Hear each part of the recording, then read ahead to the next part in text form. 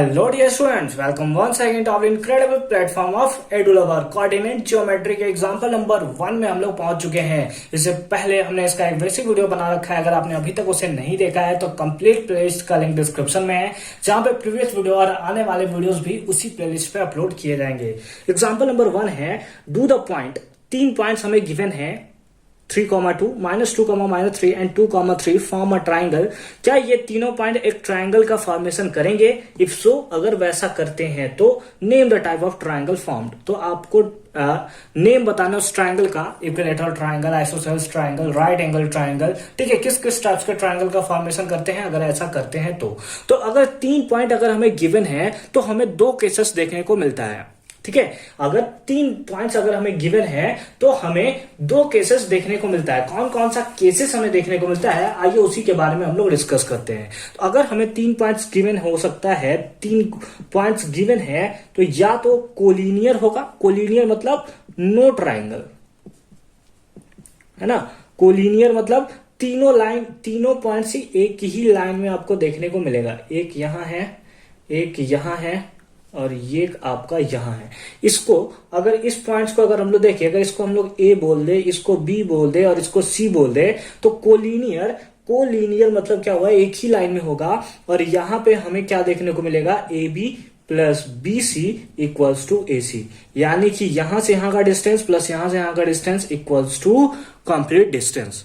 अगर इस रूल को फॉलो करता है इसका डिस्टेंस निकालने के बाद, तो फिर हम लोग बोल सकते हैं कि ये जो पॉइंट होगा वो कोलिनियर होगा, ना कि एक ट्रायंगल होगा। और एक हो सकता है कि यहां पे नॉन कोलिनियर हो। क्या होगा?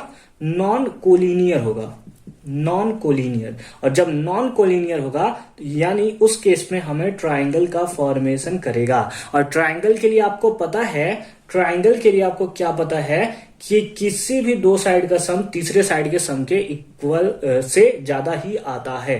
ठीक है, अगर आप यहां ले लो किसी भी 2 साइड का sum A B plus B C करो तो हमेशा थर्ड साइड ए सी से बड़ा ही होगा। ठीक है, तो ये 2 केसेस हमें देखने को मिलता है जब आपको 3 पॉइंट्स गिवन होते हैं। तो इस दोनों ही केसेस के लिए हमें क्या चाहिए, हमें इस केस में भी डिस्टेंस ए बी चाहिए, इस केस में भी डिस्टेंस ए बी, हमें बीसी डिस्टेंस चाहिए, हमें एसी डिस्टेंस चाहिए, हमें बीसी चाहिए और हमें एसी चाहिए। मतलब कहीं ना कहीं हमें डिस्टेंस निकालकर ये पता करना होगा कि इनमें से किस लॉ को ये फॉलो कर रहा है। ठीक है, तो उस बेसिस पे हम लोग बता सकते हैं कि ये कोलिनियर होगा या फिर ये ट्राइंगल का फॉर्मेशन कर रहा है। और अगर ट्राइंगल का फॉर्मेशन कर रहा है तो कौन से ट्राइंगल का फॉर्मेशन कर रहा है। तो चलिए एक एक करके सॉल्व करते हैं। लेट अस सपोज इसको हमने मान लिया डिस्टेंस, इसको मान लिया पॉइंट ए दैट इज 3, 2। एक हमने ले लिया पॉइंट बी दैट इज -2, -3 और एक पॉइंट हमने लिया सी दैट इज 2, 3। ठीक है, तो ए ले लिया, बी ले लिया और हमने सी ले लिया है। अब यहां पे हमें क्या बताना है, हमें ट्राइंगल ए बी सी के बारे में ही बताना है। यानी कि सबसे पहले हमें डिस्टेंस निकालना होगा ए बी। और डिस्टेंस निकालने के लिए हम लोग फॉर्मूला जानते हैं, x1 y1 ले लिया, इसको x2 और y2 ले लिया। तो हम लोग फॉर्मूला जानते हैं डिस्टेंस निकालने के फॉर्मूला x2 - x1 का होल स्क्वायर, यानी कि -2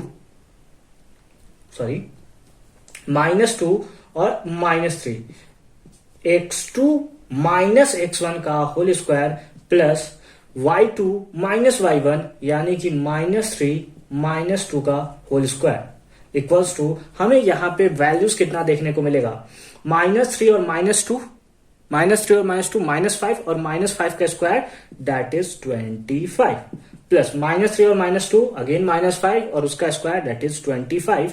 यानी कि यहां पे वैल्यूज कितना आया, √50। वैल्यूज कितना आया, √50। तो ए बी डिस्टेंस तो हमें पता चल गया। उसी टाइप से हमें क्या फाइंड आउट करना है, उसी टाइप से हमें बीसी डिस्टेंस भी फाइंड आउट करना है। तो बीसी के लिए ए हमारा क्या हो जाएगा, ये हमारा x1 y1 हो जाएगा और ये हमारा x2 y2 हो जाएगा।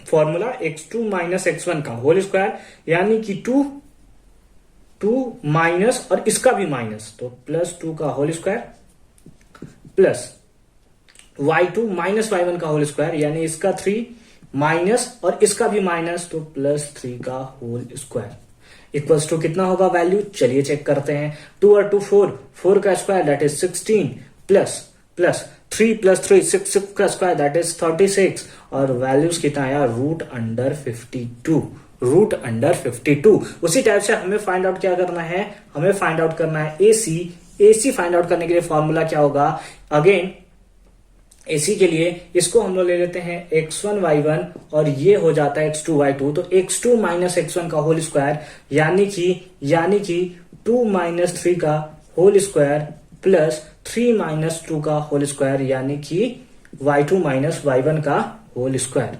तो यहां पे वैल्यू हमें कितना देखने को मिलेगा, वैल्यू हमें देखने को मिलेगा 2 - 3 यानी कि 1 का स्क्वायर तो 1, 3 - 2 1 और 1 का स्क्वायर 1, दैट इज यहां पे हमें वैल्यूज देखने को मिला √2।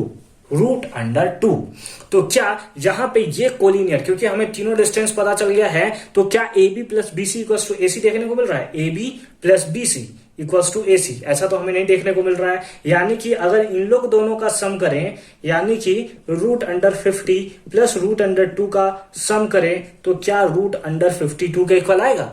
तो जो बच्चे बोल रहे हैं कि हाँ बिल्कुल आएगा, बहुत मार खाएंगे, क्योंकि ऐसा नहीं होगा। क्यों नहीं होगा, क्योंकि रूट में अगर सेम नंबर होता है तो हमारा किस टाइप से, अगर यहाँ पे √50 है और यहां पर भी √50 होता तो ये होता 2√50, है ना। इस टाइप से सम कभी नहीं होता है कि रूट के अंदर और रूट के अंदर दोनों आपस में सम होकर इतना हो गया। अगर आप चेक करना चाहो तो इसका वैल्यू आप देख सकते हो, अगर √50 अगर आप करोगे तो आपको 7.1 के समथिंग देखने को मिलेगा। इसको अगर आप करोगे तो 1.41 ऐसे देखने को मिलता है। दोनों को आप सम करो तो आपको 8.5 के आसपास देखने को मिलेगा, और जबकि इसका अगर आप करते हो तो 7.2 के आसपास, 2-3 के आसपास आपको देखने को मिलेगा, जो कि बिल्कुल भी सेटिस्फाई नहीं कर रहा है दोनों को। यानी कि ये दोनों सम तो बिल्कुल भी नहीं हो सकता है, ठीक है। और अगर एक पॉइंट आप नोटिस करो, यानी कि कहीं ना कहीं हमें ये तो पता चल गया कि ये जो पॉइंट है वो कोलिनियर नहीं है। अगर कोलिनियर नहीं है इसका मतलब ये नॉन कोलिनियर है, और नॉन कोलिनियर है तो इसका मतलब ये तो जरूर है कि ये ट्राइंगल का फॉर्मेशन कर रहा है ना, ट्राइंगल का फॉर्मेशन कर रहा है। और अगर ट्राइंगल का फॉर्मेशन कर रहा है तो कौन से ट्राइंगल का फॉर्मेशन कर रहा है, तो इसे हमें देखना होगा। अगर हम यहां पे देखें कि BC का स्क्वायर करें, ठीक है, हम लोग क्या कर रहे हैं, BC का स्क्वायर करें इक्वल्स टू AB का स्क्वायर करें प्लस AC का स्क्वायर करें प्लस AC का स्क्वायर करें। चेक करें, यहां पे BC का स्क्वायर कर रहे हैं हम लोग, BC का स्क्वायर कर रहे हैं।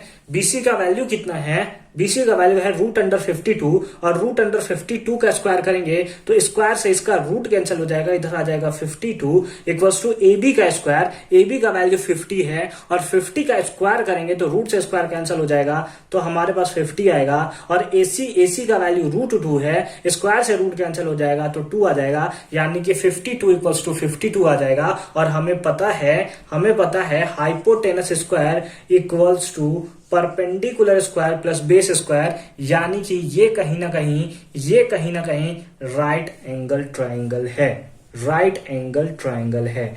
इस टाइप से आपको देखने को मिलेगा, जहां पे ये एंगल जो होगा हमारा, ये जो हो गया B हो गया, ये C हो गया और ये हमारा A हो गया, ठीक है। यानी कि ये क्या है, ये एक राइट एंगल ट्राइंगल का फॉर्मेशन करेगा। बोलिए कोई कंफ्यूजन है, जहां पे BC हाइपोटेनस होगा, ये परपेंडिकुलर और ये हमारा बेस देखने को मिलेगा, या फिर वाइस वर्सा, ये बेस ये परपेंडिकुलर हमें देखने को मिलेगा। यानी कि हमारा फाइनली कंक्लूजन निकलता है कि ये राइट एंगल ट्राइंगल का फॉर्मेशन कर रहा है। तो आई होप कि ये आपका आज का वीडियो आपको अच्छे से और क्लियरली समझ में आया होगा। मिलते हैं नेक्स्ट वीडियो में एग्जाम्पल नंबर 2 के साथ, तब तक के लिए अच्छे से पढ़ाई करते रहिए। All the very best.